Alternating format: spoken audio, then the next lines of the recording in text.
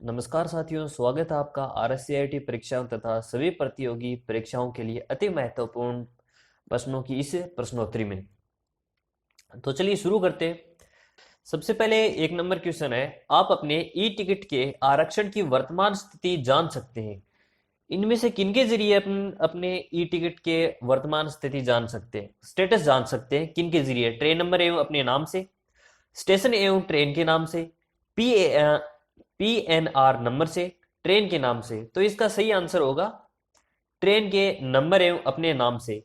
देखिए, स्टेशन नाम और पीएनआर नंबर और ट्रेन के नाम से कभी भी अपन अपने टिकट के बारे में नहीं जान सकते। सिर्फ सिर्फ और सिर्फ ट्रेन नंबर और अपने नाम से अपने टिकट की स्टेटस जान सकते हैं। ठीक है, अगले क्वेश्चन की तरफ बढ़ते हैं। अगला क्वेश्चन है, माइक्रोसॉफ्ट एक्सेल में नया चार्ट बनाने के लिए निम्न स्टेप्स होंगे। तो पहला है delete data and select chart, दूसरा है इंसर्ट चार्ट एंड शो।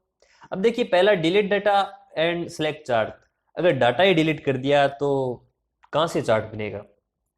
तो पहला ऑप्शन तो हो गया गलत।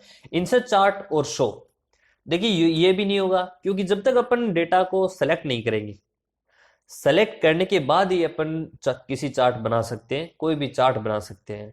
तो अगला क्वेश्चन है, अगला आंसर है select data, insert tab and select chart. तो इसका सही आंसर होगा सी। देखिए, सबसे पहले कोई चार्ट अपने को इंसर्ट करना है, उसके लिए अपने को डाटा की जरूरत होगी। तो उसके लिए पहले तो अपने को डेटा सिलेक्ट करने पड़ेंगे। ठीक है, सिलेक्ट होने के बाद इंसर्ट टैब के अंदर जाना है और सिलेक्ट चार्ट ऑप्शन को अपने को यूज में लेना है। उसके ऊपर जैसे ही सिलेक्ट चार्ट के ऊपर क्लिक करते हैं, चार्ट अपना ओपन हो जाएगा। तो इसका सही आंसर होगा सिलेक्ट डेटा, इंसर्ट टैब और सिलेक्ट चार्ट। ठीक है, अगले क्वेश्चन की तरफ बढ़ते हैं। अगला क्वेश्चन है, निम्न में से कौन सी डिस्क को कई बार मिटाकर लिखने के काम में ले सकते हैं? अब देखिए, सबसे पहले बात करें तो सीडीआर, डीवीडीआर एंड सीडीआरडब्ल्यू एंड डीवीडीआरडब्ल्यू, इनका मतलब क्या होता है, इनके बारे में जान लेते हैं। तो सीडीआर की फुल फॉर्म जान लेते हैं पहले। सबसे पहले सीडीआर की फुल फॉर्म होती है कंपैक्ट डिस्क रिकॉर्डेबल। ठीक है, इसका काम क्या होता है, ये क्या काम में आती है? अब देखिए, इसकी जो साइज की बात करें तो इसकी मैक्सिमम साइज होती है 650 MB से इसकी 700 MB होती है। इसके ज्यादा अपन ना तो किसी भी चीज का अपने को इसके अंदर डाटा नहीं डाल सकते। नॉर्मली अपन को सॉफ्टवेयर डाउनलोड करना हो या फिर ऑडियो म्यूजिक ऐड करना हो, वो अपन सीडीआर के जरिए अपन डाल सकते हैं। अब देखिए, बात करें तो डीवीडीआर क्या काम में आता है? तो डीवीडीआर की फुल फॉर्म होती है डिजिटल वर्सेटाइल डिस्क रिकॉर्डेबल। ठीक है, अब इसकी अगर अपन स्पेस की बात करें तो इसका मैक्सिमम स्पेस होता है 4.7 GB से 8.5 GB तक इसका स्पेस की कैपेसिटी होती है। ठीक है, अब सीडीआर क्या था कि अपने नॉर्मल कोई सॉफ्टवेयर हो छोटा, उसको इसके अंदर डाल सकते हैं या फिर ऑडियो म्यूजिक डाल सकते हैं। लेकिन डीवीडी के अंदर किसी प्रकार का अपन डाटा, चाहे वो टेबल हो, किसी प्रकार की टेबल हो, डॉक्यूमेंट के डाटा हो, वो भी इसके अंदर डाल सकते हैं। कोई फिल्म हो, आमतौर पर जो अपनी फिल्म होती है, फिल्म की जो सीडी होती है, वो डीवीडी आर के अंदर ही रिकॉर्ड की जाती है। ठीक है, अब देखिए, अगली बात करिए तो सीडीआरडब्ल्यू। सीडीआरडब्ल्यू की फुल फॉर्म होती है कंपैक्ट डिस्क री राइटेबल। अब ये सीडीआरडब्ल्यू सीडीआर का ही भाग है। सेम स्पेस होता है 350 MB से 700 MB के बीच। इसी का सीडीआरडब्ल्यू का भी यही स्पेस है। सिर्फ और सिर्फ फर्क इनका यही है कि सीडीआर के अंदर एक बार अपन रिकॉर्ड करने के बाद दोबारा इसको इरेजर नहीं कर सकते, मिटा नहीं सकते। लेकिन मेरे साथियों, सीडीआरडब्ल्यू के अंदर अपने एक बार अगर डिलीट रिकॉर्ड कर दिया, अगर अपने को चाहिए कि दोबारा अपने को उस डेटा को डिलीट करके दोबारा ऐड करना है, तो अपन सीडीआरडब्ल्यू के जरिए अपन कर सकते हैं। इसी प्रकार डीवीडीआरडब्ल्यू है, यही डीवीडीआर का रूप है। Full form digital versatile disc rewritable, means कि इसमें भी डाटा को लिखकर मिटाकर दोबारा ऐड कर सकते हैं। इसकी भी 4.7 GB से 8.5 GB तक इसका भी स्पेस होता है। ठीक है, तो अपन पिछले वाले क्वेश्चन की तरफ बढ़ते हैं। तो अपन क्या पूछ रखा है, निम्न में से कौन सी डिस्क को कई बार मिटाकर लिखने के काम में ले सकते हैं? तो इसका अपना सही आंसर होगा CDRW एंड DVDRW। ठीक है, समझ गए? अगले वाले क्वेश्चन की तरफ बढ़ते हैं। अगला क्वेश्चन है, MS वर्ड 2010 में सम्मिलित हाइपरलिंक को कैसे खोल सकते हैं? हाइपरलिंक क्या काम में आता है? दो फाइलों को अटैच करने के लिए, दो फाइलों को जोड़ने के लिए। तो मान लो अपने फाइलों को जोड़ दिया है, उन जोड़ने के बाद हाइपरलिंक को ओपन कैसे करें? पहला ऑप्शन है केवल हाइपरलिंक पर क्लिक करके, दूसरा है एल्ट कुंजी को दबाएं और फिर हाइपरलिंक पर क्लिक कर दें, और तीसरा है शिफ्ट कुंजी दबाएं और फिर हाइपरलिंक पे क्लिक कर दें, और चौथा ऑप्शन है कंट्रोल कुंजी दबाएं और फिर हाइपरलिंक पे ऊपर क्लिक कर दें। तो इसका सही आंसर होगा कंट्रोल कुंजी दबाएं और फिर हाइपरलिंक के ऊपर क्लिक कर दें। एल्ट, शिफ्ट और या फिर अकेला हाइपरलिंक के ऊपर क्लिक करने पे कभी भी हाइपरलिंक ओपन नहीं होगा। ठीक है, अगले क्वेश्चन की तरफ बढ़े। अगला क्वेश्चन है अपना, विंडो 10 में डैश एक आवाज संचालित निजी सहायक है। इसका मतलब जो असिस्टेंट होता है, जैसे अपनी गूगल असिस्टेंट है, एलेक्सा असिस्टेंट है, एलेक्सा अमेजोन द्वारा निर्मित है, उसी प्रकार विंडो 10 में भी एक असिस्टेंट होता है। जो इनमें से कौन सा है? पहला Cortana, taskbar, Microsoft Edge, window store. अब देखिए विंडो स्टोर क्या काम में आता है। विंडो स्टोर जैसे अपने फोन में प्ले स्टोर होता है, वही काम ये विंडो स्टोर आता है। माइक्रोसॉफ्ट एज क्या काम में आता है? माइक्रोसॉफ्ट एज माइक्रोसॉफ्ट का ही एक सॉफ्टवेयर है जिसके जरिए अपन इंटरनेट चला सकते हैं। जैसे गूगल क्रोम हुआ, मोजिला फायरफॉक्स हुआ, सफारी हुआ, उसी प्रकार ये गूगल एज है। अगला ऑप्शन है टास्क बार। टास्क बार क्या है? अपने जो डेस्कटॉप होता है, अपने लैपटॉप या कंप्यूटर की जो स्क्रीन होती है, उसमें राइट साइड में नीचे की तरफ जितने भी ऑप्शन है, जो भी कुछ है, उसे अपन टास्क बार कहते हैं। तो अगला है कोर्टाना। तो इसका अपना सही आंसर होगा कोर्टाना। कोर्टाना एक संचालित निजी सहायक है विंडो 10 का। ठीक है, अगले क्वेश्चन की तरफ बढ़ते हैं। अगला क्वेश्चन है, MS एक्सेल 2010 में यदि आप किसी विशेष सेल में एक फॉर्मूला लागू करते हैं और परिणाम हैश हैश हैश हैश प्रदर्शित होता है, तो मतलब कि अगर आप किसी सेल में कुछ रिजल्ट प्राप्त कर रहे हैं, तो उसमें उस रिजल्ट को शो करने की बजाय ये जो हैश है, ये एक मिनट, ये वाले ये शो होते हैं, तो उसका मतलब क्या हुआ? इसका सही मतलब होगा फॉर्मूला का परिणाम सेल में प्रदर्शित करने के लिए बहुत बड़ा है। मतलब कि जो परिणाम है वो सेल में पूरा पूरा नहीं दिखाई दे रहा है, उसके लिए अपने को सेल को थोड़ा सा बड़ा करना पड़ेगा, क्योंकि रिजल्ट बड़ा हो गया, अपना जो सेल है छोटा हो गया। सेल समझते हो? एक्सेल का जो छोटे छोटे बॉक्स होते हैं एक्सेल के अंदर, उसे सेल कहते हैं। ठीक है, तो इसका सही आंसर होगा फॉर्मूला का परिणाम सेल में प्रदर्शित करने के लिए बहुत बड़ा है। ठीक है, अगले क्वेश्चन की तरफ बढ़ते हैं। अगला क्वेश्चन है, MS वर्ड 2010 में डैश कुंजी कर्सर के बाईं ओर के अक्षर को मिटा देती है और डैश कुंजी कर्सर के दाईं ओर के अक्षर को मिटा देती है। किन के जरिए, कौन सी की के जरिए कर्सर के बाईं ओर और दाईं ओर के अक्षर को मिटा सकती है? तो इसका सही आंसर देख लेते हैं। अब जैसे एक नाम लिख लेता हूं मैं, अपना नाम लिखा है एक, जैसे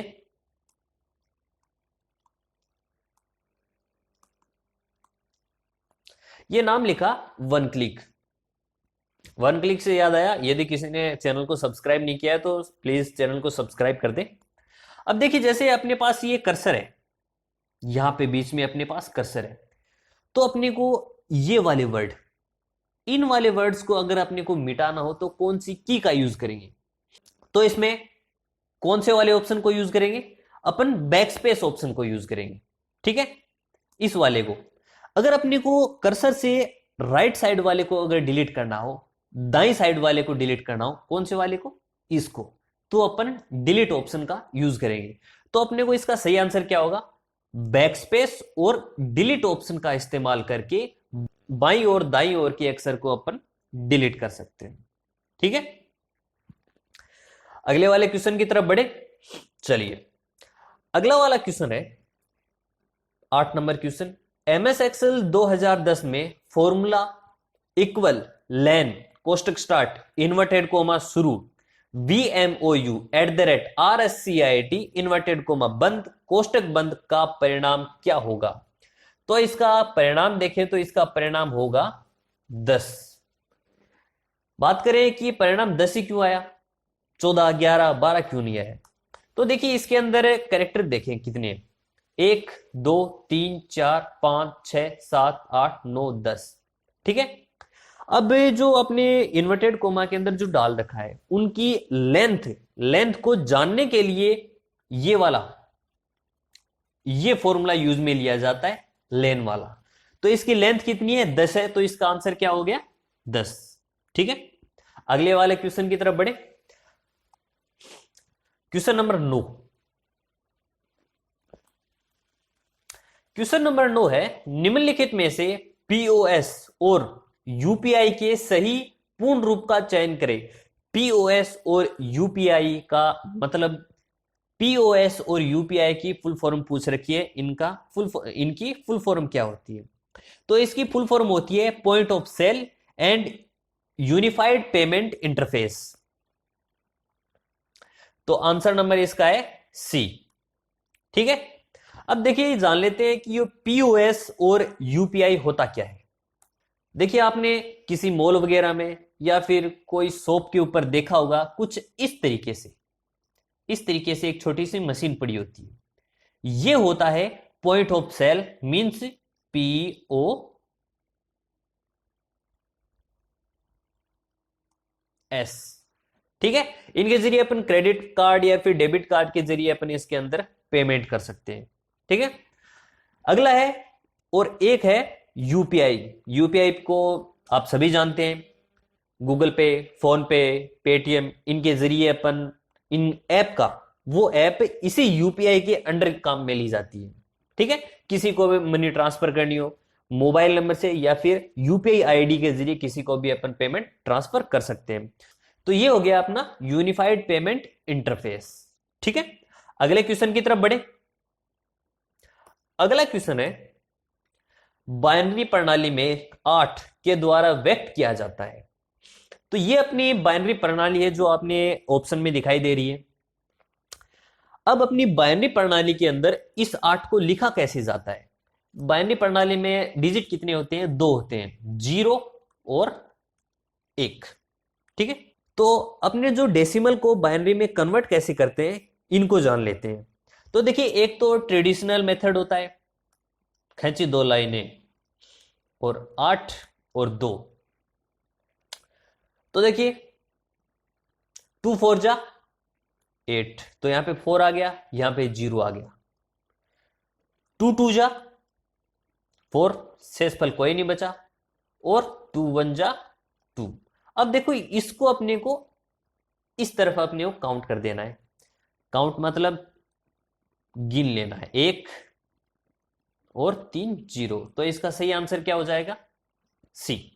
ठीक है, अगर मान लो अपने को ये मेथड थोड़ा सा समझ में नहीं आ रहा है, अपने को दूसरे तरीके से अगर जानना है, तो अपने को क्या करना है, पहले तो यहां पे लिखना है 1, उसके बाद एक को एक में जोड़ते हैं कितने आते हैं? 2।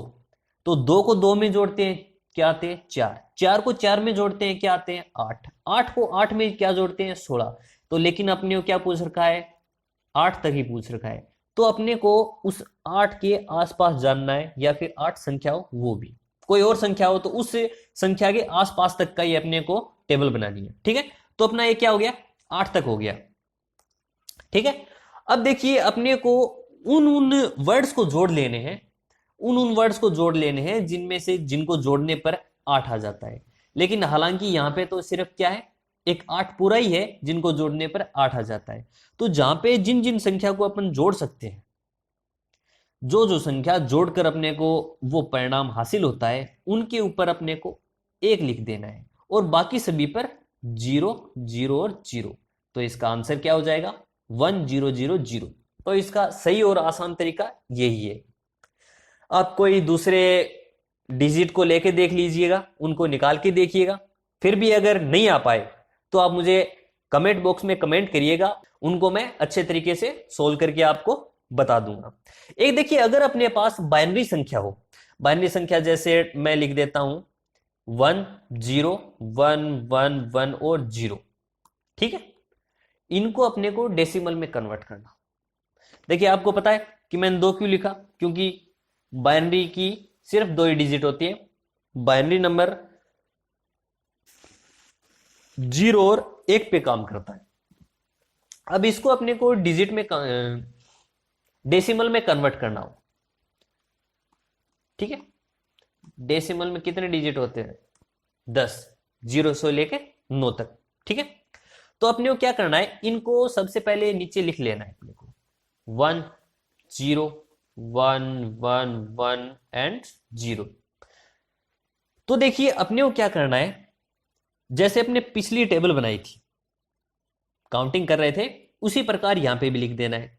पहले लिखा ऊपर 1, पहले यहां पे लिखा 1, फिर 1 को 1 में जोड़ा 2, 2 को 2 में जोड़ा 4, 4 को 4 में जोड़ा 8, और 8 को 8 में जोड़ा 16, और 16 को 16 में जोड़ा 32, ठीक है। अब जहां जहां 0 है उनको अपने को काट देना है। तो ये तो 16 गया और ये 1 गया, बचे कितने नीचे?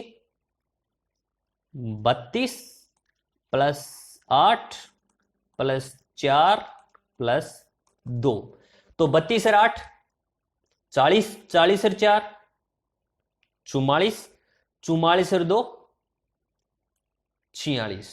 तो इसका आंसर क्या हो जाएगा? 46, ठीक है, समझ गए। चलिए, उम्मीद है कि आपको ये बाइनरी से डेसिमल में और डेसिमल को बाइनरी में कन्वर्ट करना आ गया होगा। अगर कोई भी क्वेश्चन अगर नहीं आए तो नीचे कमेंट बॉक्स में आप कमेंट कर सकते हैं। अगले क्वेश्चन की तरफ बढ़ते हैं। शॉर्ट क्वेश्चन, कीबोर्ड के जिन बटनों पर तीर का निशान होता है उन्हें कहते हैं। आपने कीबोर्ड देखा होगा, आपने कीबोर्ड देखा हो, कीबोर्ड में 4 तीर के निशान होते हैं, उनको अपन एरो की कहते हैं, ठीक है, एरो की। अब देख कौन सी वाली होती है, चलिए कीबोर्ड की तरफ आते हैं। तो अपने जो की है, ये होती है एरो की, ये अपना कीबोर्ड होता है। और ऊपर वाले जो होते हैं ये होती है अपनी फंक्शन की, और ये वाली अल्फाबेट की होती है। ये यहां पे स्पेस होता है, ये एंटर होता है, और ये होता है अपना बैक स्पेस, ठीक है। अगले वाले क्वेश्चन की तरफ बढ़ते हैं। शॉर्टकट तैयार करने के लिए फंक्शन कीज के अलावा किन कुंजियों का प्रयोग किया जाता है? वापस अपने कीबोर्ड की तरफ बढ़ते हैं। तो इसका सही आंसर होगा कॉम्बिनेशन कीज, ठीक है। कॉम्बिनेशन कीज कौन सी होती है? जैसे कंट्रोल, फंक्शन, एल्ट, और यहां पे स्केप, टैब, ये होती हैं कॉम्बिनेशन कीज, ठीक है। यहां पे मैं इसका आंसर लिख देता हूं, कॉम्बिनेशन कीज।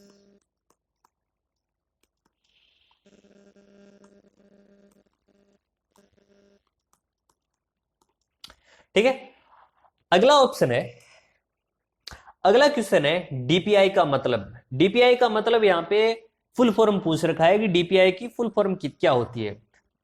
तो इसकी फुल फॉर्म होती है डॉट पर इंच, डॉट, ठीक है। अगला क्वेश्चन है रैम किस प्रकार की मेमोरी होती है? रैम अस्थायी प्रवृत्ति की मेमोरी होती है।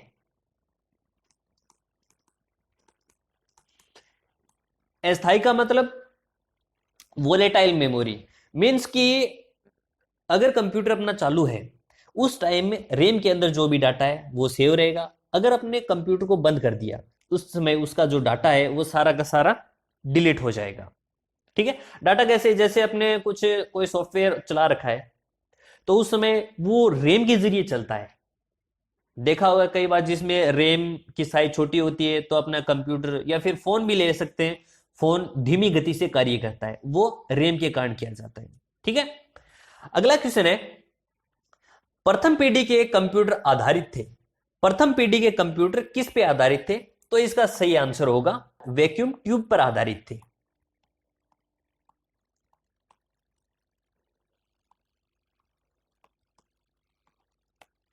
ठीक है, तो वैक्यूम ट्यूब होती कौन सी है? तो चलिए देखते हैं, ये है अपनी वैक्यूम ट्यूब। तो फर्स्ट जनरेशन के जो कंप्यूटर थे वो इसके ऊपर आधारित थे। अगर बात करें तो सेकंड जनरेशन के कंप्यूटर किस पे आधारित थे, किसके जरिए चलते थे? तो वो थे ट्रांजिस्टर के जरिए। तो ये अपना छोटा सा ट्रांजिस्टर होता था, इसके जरिए अपना कंप्यूटर चलता था। अगर बात करें अभी जो करंट टाइम में जो जनरेशन चल रही है, पांचवी पीढ़ी, वो किस पे आधारित है? तो वो है अपने ULSI, ultra large scale integration. ठीक है, तो ये है अपना ULSI। अब बात करते हैं रिवीजन ऑफ MQC फेस्ट का। रिवीजन कर लेते हैं पिछली क्लास का। सबसे पहले एक नंबर क्वेश्चन है, निम्नलिखित में से एक साइबर थ्रेट नहीं है। राजस्थान का SSO साइबर थ्रेट का एक भाग नहीं है। SSO की फुल फॉर्म होती है सिंगल साइन ऑन। अगला क्वेश्चन है, मेलिंग शिष्टाचार से आप क्या समझते हैं? फॉरवर्ड करने से पहले प्रामाणिकता की जांच करें। तो इसका सही आंसर हो जाएगा ए। अगला क्वेश्चन है, dash feature Microsoft PowerPoint slide की बैकग्राउंड सेट करने के लिए आप क्या कर सकते हैं? Gradient fill. अगला क्वेश्चन है, डेजी वेल एक प्रकार का डैश है। तो डेजी वेल इंपैक्ट प्रिंटर का एक भाग है। ठीक है, अगले क्वेश्चन की तरफ बढ़ते हैं। अगला क्वेश्चन है, इनमें से कौन सा सोशल नेटवर्किंग वेबसाइट की श्रेणी में आता है? तो इसका सही आंसर हो जाएगा फेसबुक, ट्विटर और लिंक्डइन।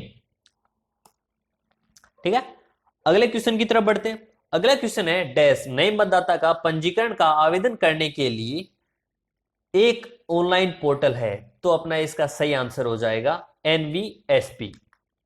क्वेश्चन नंबर 7, ई डैश PDS में PDS का पूरा नाम? तो इसका सही आंसर है पब्लिक डिस्ट्रीब्यूशन सिस्टम। अगले क्वेश्चन की तरफ बढ़ते हैं। अगला क्वेश्चन है, MOOC डैश का एक उदाहरण है। तो edX का एक उदाहरण है MMOC। यह एक एजुकेशन प्लेटफॉर्म है।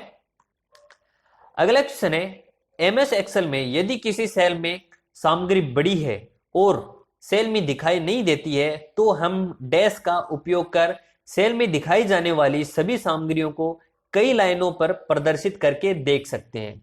किनके जरिए देख सकते हैं? रैप टेक्स्ट के जरिए अपन देख सकते हैं। अगला क्वेश्चन है, निम्नलिखित में से कौन सा शब्द MS वर्ड से संबंधित नहीं है? तो इसके अंदर प्रेजेंटेशन MS वर्ड से संबंधित नहीं है, यह पावर पॉइंट से संबंधित है। ठीक है, शॉर्ट क्वेश्चन की बात करें तो GPS का full form global positioning system. 1 TB कितने के बराबर होती है? तो 1 TB 1024 के बराबर होती है, 24 GB के। ठीक है, अगला ऑप्शन है, MS पावर पॉइंट 2010 स्लाइड का एक्सटेंशन है। तो इसका एक्सटेंशन है .PPTX। अगला क्वेश्चन है, MS वर्ड में कितने प्रकार के अलाइनमेंट होते हैं? तो इसमें 4 प्रकार के होते हैं। कंप्यूटर का बुद्धिमत्ता स्तर IQ होता है, तो कंप्यूटर का बुद्धिमत्ता स्तर होता है 0, क्योंकि कंप्यूटर अपने सोचने समझने की एक क्षमता नहीं रखता है, जो अपन कमांड देते हैं वही काम में लेता है। तो ये थे साथियों अपने कुछ क्वेश्चंस, कुछ इंपॉर्टेंट क्वेश्चंस एग्जाम की दृष्टि से। यदि आपको ये क्लास थोड़ी सी भी यूजफुल लगे तो प्लीज चैनल को सब्सक्राइब करें और वीडियो को लाइक करें। आज की कक्षा में इतना ही, अगली क्लास में फिर मिलते हैं, तब तक के लिए बाय बाय।